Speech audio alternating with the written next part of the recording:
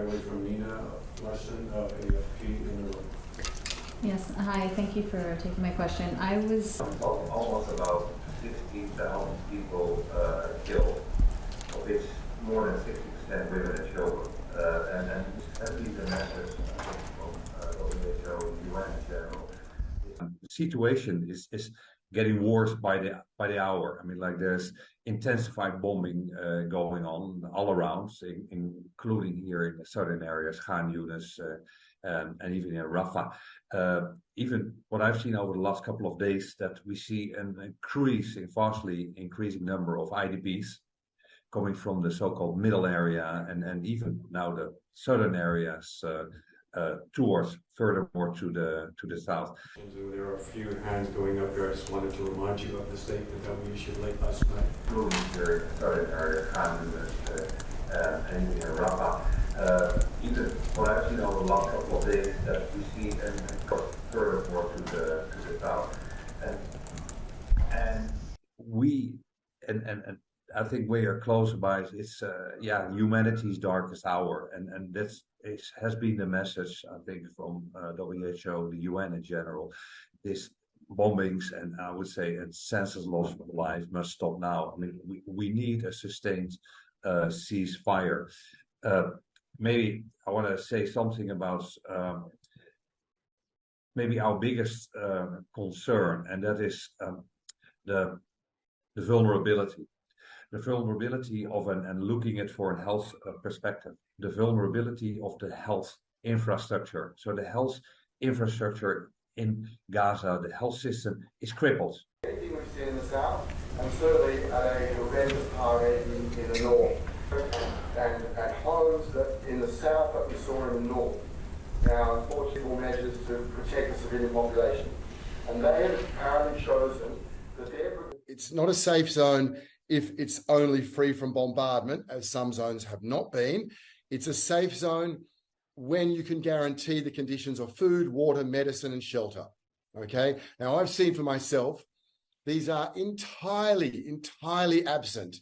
You cannot overstate this. These are tiny patches of barren land, or they're street corners, they're sidewalks, they're half-built buildings. There is no water, not a little bit. There's no water, no facilities, no shelter from the cold and the rain. When the place you evacuate people to must have sufficient resources to say nor humanitarian when unilaterally declared. So let's look at where we are. So we have the perfect storm for disease outbreak. Remembering, of course, in this specific case of Gaza, Israel is the occupying power. It's they who have to provide food, water, medicine.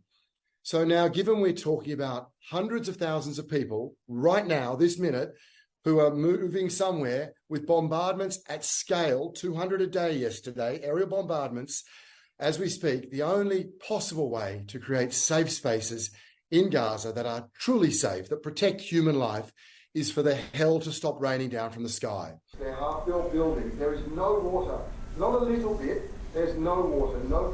Now remove those people and put them in one of the places I mentioned. Only a ceasefire is going to save the children of Gaza right now. So to be clear, in the current context of the so-called safe zones, they are not scientific, they are not rational, they are not possible. And I think the authorities are aware of this. I think it's callous, I think it's cold, and I think it reinforces the indifference towards children and women in Gaza. Major hospitals in the south, the 350 that not the medical hospitals, close to what the records of now up to 50,000. The press has already said over 50, close to 50,000 people escaped from life. And then yesterday morning, we were informed, like, well, you better remove as much as possible. Then we clarified, and then we were advised and asked, your warehouses are in an area where the population was told to evacuate, and would most likely become an area of active combat in the coming days. The vulnerability of and looking at for health perspective, the vulnerability is actually hardly any functional health facility the north. That our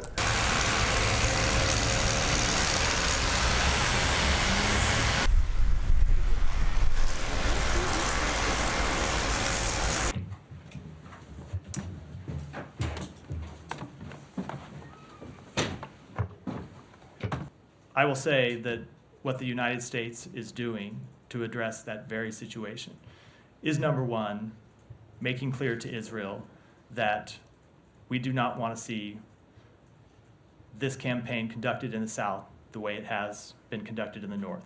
We are 4 or 5 days into this campaign in the south. It's just started again after the pause. It's too early to make, I think, overall assessments about how it's going, but certainly I know for civilians on the ground, conditions are incredibly difficult. We are engaging with the government of Israel at every level to try to increase the amount of humanitarian assistance that is getting in so people do have food and people do have water. We are working with UNRWA to try to identify sites where civilians can go to be safe from harm, and working with the government of Israel to ensure that those sites are protected and are not targeted. There is not enough being done right now. The level of assistance that's getting in is not sufficient. It needs to go up, and we've made that clear to the government of Israel. The level of fuel that is going in is not sufficient. It needs to go up, and we have made that clear to the government of Israel. And we will continue to engage with them on every level, precisely to try and address the very real human suffering that your family member is going through, and we know so many civilians in Gaza are going through. And when this No, go. please. Yeah. Quickly, someone to, you mean that Israeli government is not doing enough? There is not enough fuel, there's not enough food, there's not enough water getting in. The number of trucks currently getting in, around 100 a day, I think it was 100 yesterday, is lower than it was during the pause. It needs to be higher. Right. And we are engaging with the Israeli government to encourage them to allow more trucks to get in. When do you think it won't be too early to make an assessment? How long the U.S. is?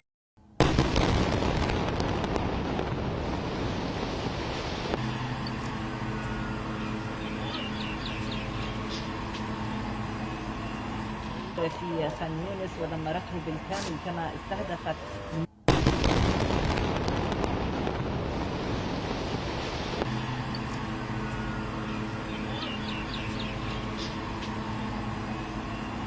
في خان يونس ودمرته بالكامل كما استهدفت